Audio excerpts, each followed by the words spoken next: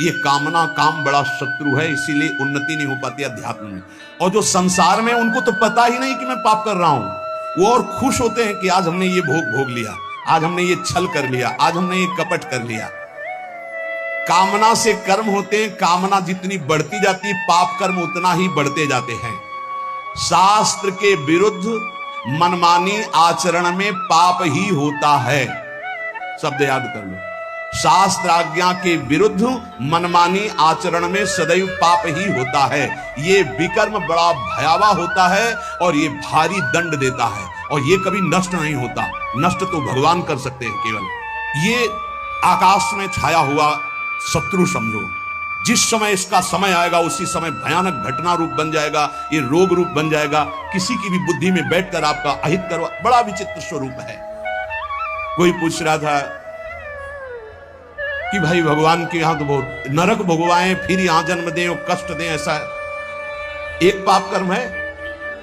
अगर इस सृष्टि में, भारत में तुम एक कोई पाप कर्म तुम्हारा प्रकाशित हो जाए, एक हिंसा की, एक बेविचार किया, एक छेड़ा, तो उसकी सजा देख लो जाके कानून में। बोले 20 वर्ष की जेल और 1 लाख रुपया जुर्माना।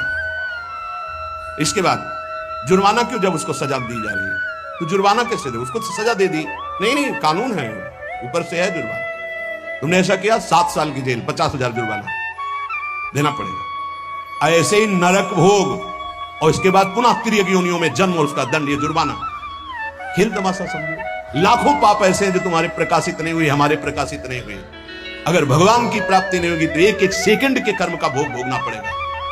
ये कब तक चलता रहेगा? जब से सृष्टि रची गई आज तक चल रहा है। तो इसलिए मुझे मनुष्य शरीर से तत्वबोध या भगवत प्राप्ति अत्यंत आवश्यक है। ये काम करने के लिए हमारे कर्मों को भोगना ही पड़ता है, चाहे जहां भाग के जाओ।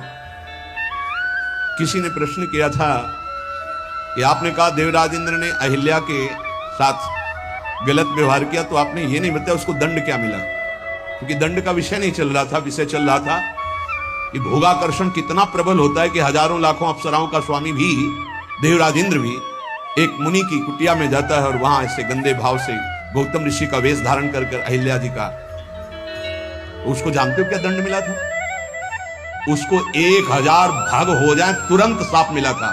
तुझे भग से, भग माने योनि, तुझे योनि से बहुत प्यार है, तू देवराज इंद्र है, तू जो चाहे कर सकता है, तो देख मैं अभी तुझे दंड देता हूं। गौतम ऋषि ने कहा सहस्त्र भगधारी हो जा।